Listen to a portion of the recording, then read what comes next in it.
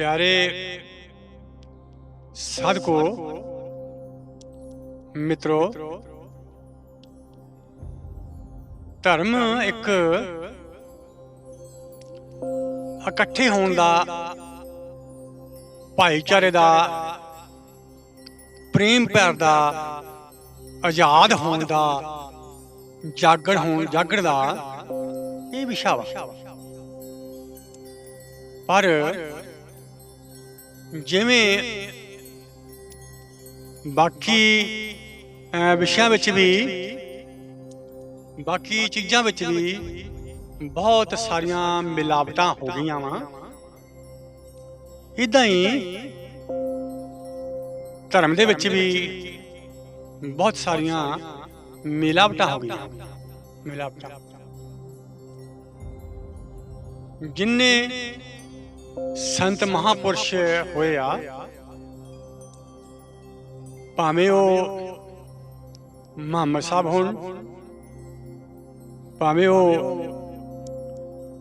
प्रभु यीशु मसीह जी होण, भावें महात्मा बुद्ध जी,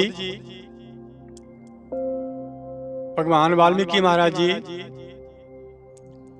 बुल्ले शाह जी, होर बहुत सारे जिन्ने भी संत महापुरुष गुरुजन होए है, उन्हां सारियां ने ही एक दी गल कीती, एक होण दी, एक परमात्मा दे एहसास दी, प्रेम दी, उन्हां सारियां ने ही एक वाल इशारा किया। एक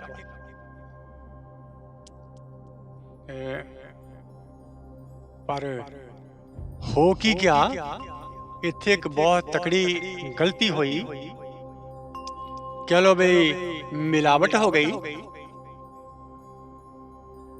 असी उन्हां संतां महापुरुषां ने जिधर इशारा किया सी, जो उन्हां दी भावना सी, जो वो गल कह रहे सन, असी उस दिशा विच चलना सी। पर अनर्थ हो गया, कुछ लोग मुहम्मद साहब दी उंगली नूं फड़ के बह गए। उंगली नूं ये नहीं वेख्या बई उंगल इशारा किधर करती है, जिहड़े भाव आ वो विचार आ वो इशारा किधर करते आ, ये नहीं वेख्या। तो कुछ लोग उन्हां दे उंगल नूं, उन्हां दे शरीर नूं फड़ के बह गए, ते वो लोग अपने आप नूं मुसलमान भाईचारा एक वक्री जमात बन के बह गया। इदां ही ईसा मसीह जी ने भी एक ही परमात्मा दी गल, प्रेम दी गल, एक दे ही एहसास दी गल कीती है। ते कुछ लोग उन्हां दी उंगल नूं, उन्हां दे शरीर नूं फड़ के बह गए, ते उन्हां ने एक वक्री जमात बना ली, वो ईसाई बन गए। इसी तरह श्री गुरु नानक देव जी ने भी एक दी गल कीती, एक परमात्मा, एक सारे लोग अव्वल अल्लाह नूर अपाया, कुदरत के सब बंदे, एक नूर ते सब जग उपजा, कौन भले को मंदे। एक दी ही गल कीती उन्होंने। ते कुछ लोग उन्हां दे उंगल नूं, जिधर उन्होंने उंगल की सी उधर नहीं, ਜਿੱਧਰ ਇਸ਼ਾਰਾ ਸੀ ਉਧਰੋਂ ਨਹੀਂ, ਉਹਨਾਂ ਦੀ ਉਂਗਲ ਨੂੰ ਫੜ ਕੇ ਬਹਿ ਗਏ, ਉਹਨਾਂ ਦੇ ਸਰੀਰ ਨੂੰ ਫੜ ਕੇ ਬਹਿ ਗਏ। ਉਹ ਇੱਕ ਵੱਖਰੀ ਜਮਾਤ ਬਣ ਗਈ। ਸਿੱਖ ਉਹ ਕੁਝ ਲੋਕ ਭਗਵਾਨ ਵਾਲਮੀਕੀ ਮਹਾਰਾਜ ਉਹਨਾਂ ਦੇ ਉਂਗਲ ਨੂੰ, ਉਹਨਾਂ ਦੇ ਸਰੀਰ ਨੂੰ ਫੜ ਕੇ ਬਹਿ ਗਏ ਤੇ ਉਹ ਇੱਕ ਵੱਖਰੀ ਜਮਾਤ ਬਣ ਗਈ। ਕੁਝ ਲੋਕ ਬੁੱਧ, ਮਹਾਤਮਾ ਬੁੱਧ ਜੀ ਦੇ ਸਰੀਰ ਨੂੰ ਫੜ ਕੇ ਬਹਿ ਗਏ, ਉਹ ਇੱਕ ਵੱਖਰੀ ਜਮਾਤ ਬਣ ਗਈ। ਏਦਾਂ ਹੀ ਜੈਨੀ, ਏਦਾਂ ਹੀ ਲਿੰਗਾਇਤ, ਵੱਖਰੇ ਵੱਖਰੇ ਧਰਮ। ਤੋ ਪਿਆਰੇ ਸਾਧਕੋ ਮਿੱਤਰੋ, ਇੱਥੇ ਮਿਲਾਵਟ ਹੋ ਗਈ, ਇੱਥੇ ਕੰਮ ਗਲਤ ਹੋ ਗਿਆ, ਇੱਥੇ ਅਸੀਂ ਦਿਸ਼ਾਹੀਨ ਹੋ ਗਏ। ਇੱਥੇ ਧਰਮ ਭਾਈਚਾਰਾ ਬਣਾਉਣ ਦੀ ਥਾਂ ਤੇ ਧਰਮ, ਉਹੀ ਧਰਮ ਜਿਸ ਨੇ ਭਾਈਚਾਰਾ ਕਾਇਮ ਕਰਨਾ ਸੀ, ਭਾਈਚਾਰਾ ਬਣਾਉਣਾ ਸੀ, ਉਹ ਹੀ ਇੱਕ ਪਾੜਨ ਦਾ ਕੰਮ ਕਰਨਾ ਪਿਆ। ਉਹੀ ਪਾੜੇ ਪੈ ਗਿਆ ਕਿ ਨਹੀਂ? ਪਾੜੇ ਬਿਲਕੁਲ ਪੈ ਗਿਆ।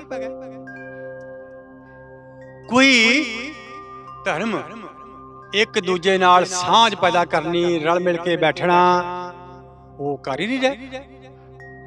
ਉਸ ਦਾ ਵੱਡਾ ਕਾਰਨ ਇਹ ਹੈ ਵੀ ਅਸੀਂ ਸੰਤਾਂ, ਮਹਾਂਪੁਰਸ਼ਾਂ, ਗੁਰੂਆਂ ਦੇ ਸਰੀਰਾਂ ਨੂੰ ਵੇਖਿਆ, ਸਰੀਰਾਂ ਨੂੰ ਅਸੀਂ ਉਹਨਾਂ ਦੇ ਉਂਗਲ ਨੂੰ ਵੇਖਿਆ। ਜਿੱਧਰ ਉਂਗਲ ਇਸ਼ਾਰਾ ਕਰਦੀ ਸੀ ਉਹ ਨਹੀਂ ਵੇਖਿਆ। ਤੋ ਜਦੋਂ ਅਸੀਂ ਸਰੀਰਾਂ ਨੂੰ ਫੜ ਕੇ ਬਹਿ ਗਏ ਤੇ ਸਰੀਰ ਤੇ ਵੱਖ ਵੱਖ ਹੋ ਹੀ ਸਕਦੇ ਆ।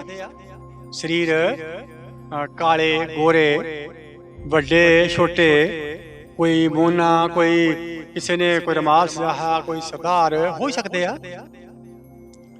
ਤੇ ਜਦੋਂ ਅਸੀਂ ਸਰੀਰਾਂ ਨੂੰ ਹੀ ਫੜ ਕੇ ਬਹਿ ਗਏ ਤੋ ਸਰੀਰ ਜਿਹੜਾ ਇੱਕ ਲੜਾਈ ਦਾ ਕਾਰਨ ਬਣ ਗਿਆ। ਸਰੀਰ ਹੀ ਤੋ ਜੇ ਅਸੀਂ ਉਹਨਾਂ ਦੇ ਵਿਚਾਰਾਂ ਨੂੰ ਫੜਦੇ, ਉਹਨਾਂ ਦੀਆਂ ਭਾਵਨਾਵਾਂ ਨੂੰ ਅਸੀਂ ਜਾਣਦੇ, ਜੋ ਉਹ ਕਹਿਣਾ ਚਾਹੁੰਦੇ ਸਨ, ਜੇ ਅਸੀਂ ਉਹਨਾਂ ਦੀ ਆਤਮਾ ਨੂੰ ਜਾਣਦੇ ਤਾਂ ਫਿਰ ਪਾੜੇ ਨਹੀਂ ਸੀ ਪੈਣੇ, ਫਿਰ ਬਿਲਕੁਲ ਪਾੜੇ ਨਹੀਂ ਸੀ ਪੈਣੇ। ਫਿਰ ਸਾਰੇ ਹੀ ਮਨੁੱਖ ਇੱਕੋ ਹੀ ਧਰਮ, ਇੱਕੋ ਹੀ ਜਾਤ ਹੋਣਾ ਸੀ। ਤੋ ਧਰਮ ਦਾ ਅਰਥ ਹੈ ਜਿਸ ਨੇ ਸਾਨੂੰ ਧਾਰਨ ਕੀਤਾ ਹੋਇਆ। ਜਿਹੜੀ ਚੇਤਨਾ ਸਾਡੇ ਸਰੀਰ ਦੇ ਅੰਦਰ ਫੈਲੀ ਹੋਈ ਆ, ਉਸ ਦਾ ਗਿਆਨ। ਧਰਮ ਦੀ ਪਰਿਭਾਸ਼ਾ ਇਹ ਆ। ਧਰਮ ਦੀ ਪਰਿਭਾਸ਼ਾ ਜਿਸ ਨੇ ਸਾਨੂੰ ਧਾਰਨ ਕੀਤਾ ਹੋਇਆ। ਜਿਹੜੀ ਚੇਤਨਾ, ਜਿਹੜੀ ਆਤਮਾ ਸਾਡੇ ਅੰਦਰ ਫੈਲੀ ਹੋਈ ਆ, ਉਸ ਨੂੰ ਅਸੀਂ ਜਾਣਨਾ ਸੀ। ਤੇ ਇਹ ਸੰਤਾਂ ਮਹਾਂਪੁਰਸ਼ਾਂ ਦਾ ਸੰਦੇਸ਼। ਤੇ ਜਦੋਂ ਅਸੀਂ ਉਹਨਾਂ ਦੇ ਭਾਵਨਾਵਾਂ ਵੱਲ ਨੂੰ, ਉਹਨਾਂ ਦੇ ਆਤਮਾ ਵੱਲ ਨੂੰ ਜਾਂਦੇ ਤਾਂ ਸਾਰੇ ਹੀ ਲੋਕਾਂ ਦਾ ਰਸਤਾ ਇੱਕ ਹੀ ਹੋਣਾ ਸੀ, ਇੱਕ ਹੀ ਹੋਣਾ ਸੀ। ਫਿਰ ਉਹਨਾਂ ਨੂੰ ਵੱਖਰੇ ਵੱਖਰੇ ਸਰੂਪ, ਵੱਖਰੀਆਂ ਵੱਖਰੀਆਂ ਫੋਟੋਆਂ, ਵੱਖਰੇ ਵੱਖਰੇ ਮੂਰਤੀਆਂ, ਬੁੱਤ ਬਣਾਉਣ ਦੀ ਲੋੜ ਨਹੀਂ ਸੀ ਪੈਣੀ। ਸਰੀਰ ਖਤਮ ਹੋ ਜਾਣਾ, ਭਾਵੇਂ ਉਹ ਸਰੀਰ ਕਿਸੇ ਸੰਤ ਮਹਾਂਪੁਰਸ਼ ਦਾ ਤੇ ਭਾਵੇਂ ਉਹ ਕਿਸੇ ਆਮ ਇਨਸਾਨ ਦਾ ਸਰੀਰ ਆ, ਤੇ ਉਹ ਤੇ ਕੁਦਰਤ ਦੇ ਨਿਯਮ ਦੇ ਅਨੁਸਾਰ ਉਹ ਵੱਡਾ ਹੋਣਾ ਵਾ ਇੱਕ ਸਮੇਂ ਤੋਂ ਬਾਅਦ ਉਹਨੇ ਢਲਦਾ ਜਾਣਾ ਵਾ, ਫਿਰ ਉਹਨੇ ਆਪਣੇ ਉਮਰ ਦੇ ਮੁਤਾਬਕ ਉਸਨੇ ਖਤਮ ਹੋ ਜਾਣਾ। ਇਹ ਤਾਂ ਹੋਣਾ ਹੀ ਆ, ਇਹ ਤੇ ਹਰ ਇੱਕ ਨਾਲ ਘਟਨਾ ਵਾਪਰਨੀ। ਤੋ ਅਨਰਥ ਇੱਥੇ ਹੋ ਗਿਆ, ਇੱਥੇ ਅਨਰਥ ਹੋਇਆ ਵੀ ਸਾਰੇ ਹੀ ਲੋਕ ਅਸੀਂ ਸੰਤਾਂ ਮਹਾਂਪੁਰਸ਼ਾਂ ਦੇ ਸਰੀਰਾਂ ਦੀਆਂ ਫੋਟੋਆਂ ਬਣਾ ਕੇ, ਉਹਨਾਂ ਦੇ ਸਰੂਪ ਬਣਾ ਕੇ, ਉਹਨਾਂ ਦੀਆਂ ਮੂਰਤੀਆਂ ਬਣਾ ਕੇ ਉਹਨਾਂ ਨੂੰ ਪੂਜਣ ਲੱਗ ਜਾਣਾ। ਤੇ ਫਿਰ ਤੇ ਲੜਾਈਆਂ ਹੋਣੀਆਂ ਹੀ ਸੀ ਬਈ, ਹੋਣੀਆਂ ਹੀ ਸੀ। ਫਿਰ ਤੇ ਵੱਡੀਆਂ ਲੜਾਈਆਂ ਵੀ ਹੋਣੀਆਂ ਸੀ ਵੀ ਮੂਰਤੀ ਤੋੜਤੀ, ਮੂਰਤੀ ਭੰਨਤੀ, ਮੂਰਤੀ ਤੇ ਗੰਦੇ ਹੱਥ ਰੱਖ ਦਿੱਤੇ, ਮੂਰਤੀ ਦਾ ਨੁਕਸਾਨ ਕਰਤਾ। ਫਿਰ ਕਿੱਦਾਂ ਹੋਣਾ ਸੀ?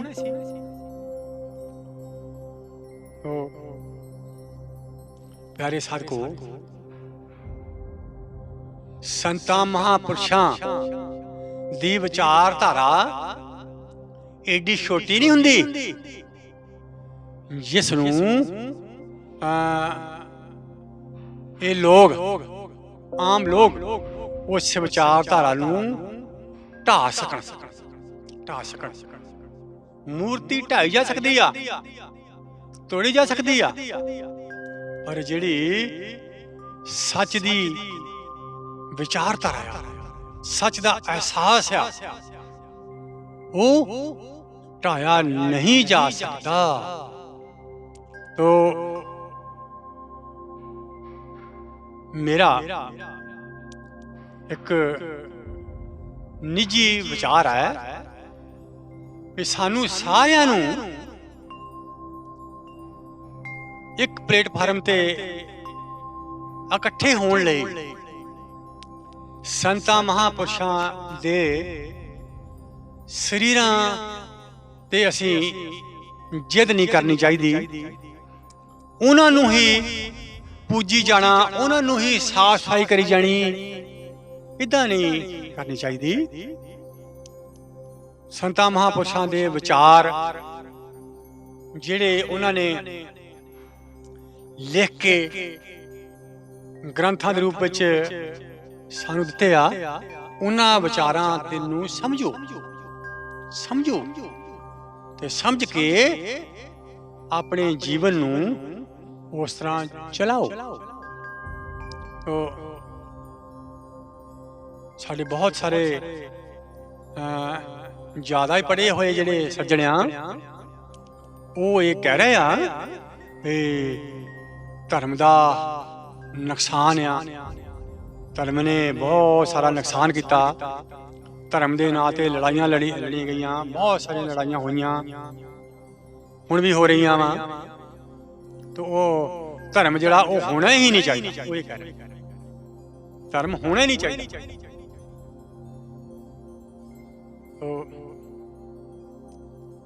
ਪਿਆਰੇ ਸਾਧਕੋ ਮਿੱਤਰੋ, ਇਹ ਵੀ ਗੱਲ ਠੀਕ ਨਹੀਂ ਹੈ ਵੀ ਧਰਮ ਹੋਣਾ ਨਹੀਂ ਚਾਹੀਦਾ। ਹੋਣਾ ਚਾਹੀਦਾ ਵਾ।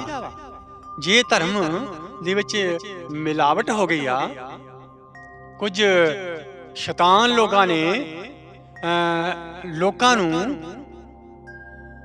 ਦਿਸ਼ਾਹੀਣ ਕਰ ਦਿੱਤਾ ਵਾ, ਤੇ ਅਸੀਂ ਉਸ ਦਿਸ਼ਾ ਤੇ, ਸਹੀ ਦਿਸ਼ਾ ਤੇ ਆ ਸਕਦੇ ਹਾਂ, ਬਿਲਕੁਲ ਆ ਸਕਦੇ ਹਾਂ। ਇੱਕ ਰਾਜਨੀਤਿਕ ਬੰਦਾ ਉਹ ਰਾਜ ਪ੍ਰਬੰਧ ਵੀ ਚੰਗੀ ਤਰ੍ਹਾਂ ਨਹੀਂ ਚਲਾ ਸਕਦਾ। ਹੋ ਹੀ ਰਿਹਾ ਵਾ, ਤੁਸੀਂ ਵੇਖ ਹੀ ਰਹੇ। ਜੇ ਇੱਕ ਧਰਮੀ ਬੰਦਾ, ਧਰਮੀ ਦਾ ਮਤਲਬ ਪਤਾ ਕੀ ਆ? ਧਰਮੀ ਦਾ ਮਤਲਬ ਹੈ ਜਿਸ ਨੇ ਆਪਣੇ ਮਨ ਨੂੰ ਜਾਣ ਲਿਆ, ਆਪਣੇ ਭਾਵਾਂ ਨੂੰ ਜਾਣ ਲਿਆ, ਆਪਣੀ ਚੇਤਨਾ ਦਾ, ਉਸ ਪਰਮ ਚੇਤਨਾ ਦਾ ਅਹਿਸਾਸ ਹੋ ਗਿਆ। ਤੇ ਜਦੋਂ ਉਹ ਧਰਮੀ ਮਨੁੱਖ ਕਿਤੇ ਰਾਜਾ ਬਣੇਗਾ तो क्या बात है, सारी प्रजा सुखी होएगी, क्योंकि वो धर्मी आ। उसनू पता आ भी आनंद जो आ परमानंद जो आ वो अपने अंदरों मिलना वा, वो संसार चो नहीं, वो माया चो नहीं, वो पर चो नहीं। तो सानू धर्म की बहुत ज्यादा लोड़ आ। जे मैनू कोई पूछे भी तुसी राजनीति विचों ते धर्म दे विचों विज्ञान विचों किसनू पहल दोगे, तो मैं ते यही कहांगा कि मैं धर्म नू पहल देवांगा। धर्म जिसने साडी जिंदगी नू प्रफुल्लित करना, प्रफुल्लित बंधना तो मुक्त करना वा, जिसने सानू पूर्ण कॉन्शियस करना वा, पूर्ण कॉन्शियस एनलाइटन करना वा। मैं ते धर्म दी चोण करांगा। हाल दी घड़ी जो साडे मित्र ये कह रहे हैं धर्म नहीं होना चाहिए, ते मैं उन्हां दी जिंदगी वाल वेख रहा वां, वो बहुत दुखी आ। उन्हां दी जिंदगी विच कलेश आ, बहुत कष्ट आ, ते उन्हां नूं कष्टां नूं भुलाउण लई नित नवें दिन उन्हां नूं कोई ना कोई नशा लेना पैंदा। भावें ओह बोतल च बंद नशा होवे ते भावें ओह किसी लिफाफे विच होवे ते भावें ओह गोलियां दे रूप विच होवे। अधर्मी बंदा वो ते बड़ा मुश्किल आ भी वो शांत होवे, वो स्थिर होवे, उहदे अंदर सबर संतोख होवे। वो ते अधर्मी बंदा जिहड़ा, अधर्मी जिहड़ा कहंदा भी धर्म नहीं होना चाहिए, ते सबर संतोख भी है नहीं, संतुलन है नहीं, कुछ आनंद है नहीं, कुछ खेड़ा है नहीं। तो जो जिंदगी नूं अंतम ऊंचाइयां तक लैके जाना वा, वो ते धर्म ने, वो ते अध्यात्मक विद्या ने लैके जाना वा, अध्यात्मक विद्या ने लैके जाना वा। दुनिया दी विज्ञान दी पढ़ाई ने नहीं, विज्ञान दी पढ़ाई ने दुनिया च किवें विचरना, किसे वातावरण च किद्दां असीं अपने आप च रहना वा, किद्दां जीवन नूं सुखाला करना वा, ये विज्ञान ने देना। विज्ञान भी जरूरी है। तो धर्म ने जिवें एक बीज है ना, बीज अपने इत्थे आश्रम च बहुत बड़ा पिपल बनया किदां सी, वो छोटी जी बहुत छोटा जिहा एक दाना सी, गोल दे विच छोटा जिहा एक दाना सी, उस दाने तो किड्डा बड़ा पिपल बनया, किड्डा बड़ा। जिवें एक छोटे जिहे बीज ने वृक्ष बनना सी, तो धर्म अध्यात्मक रस्ते ते चलदे होया मनुख ने परमात्मा बनना सी, परमात्मा उसने परमात्मा होना सी।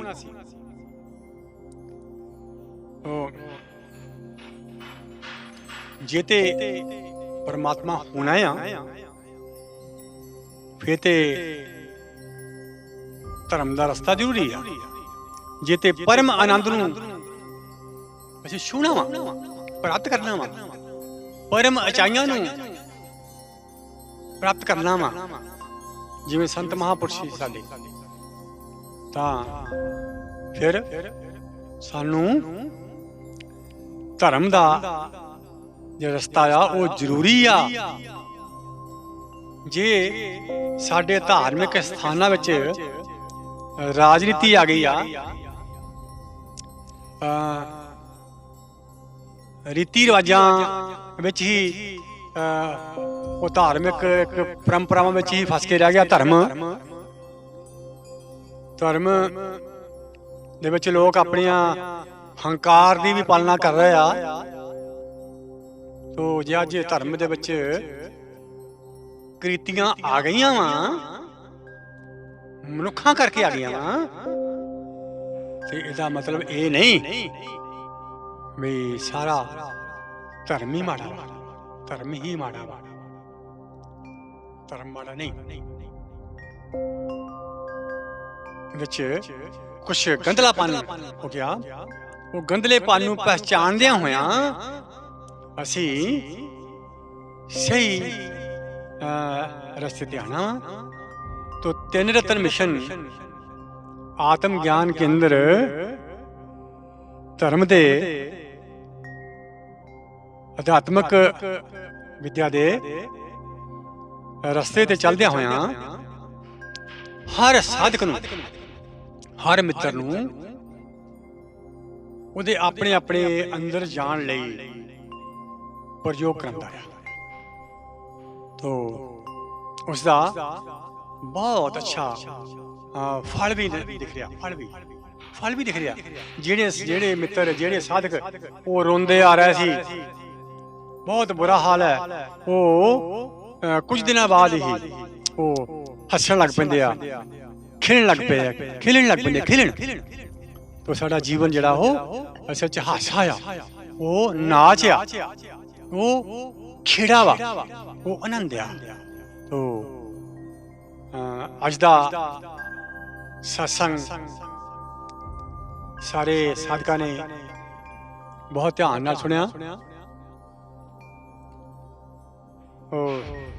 ਸਾਰਿਆਂ ਦਾ ਧੰਨਵਾਦ। ਕੱਲ ਨੂੰ ਫਿਰ ਇਸੇ ਸਮੇਂ ਤੇ ਸਤਸੰਗ ਇੱਕ ਨਵਾਂ ਵਿਸ਼ਾ ਲੈ ਕੇ ਸ਼ੁਰੂ ਹੋਵੇਗਾ। ਤੋ ਸਾਰੀਆਂ ਸੰਗਤਾਂ ਸਮੇਂ ਤੋਂ 15 ਮਿੰਟ ਪਹਿਲਾਂ ਧਿਆਨ ਹਾਲ ਵਿੱਚ ਹਾਜ਼ਰ ਹੋ ਜਾਣਗੀਆਂ।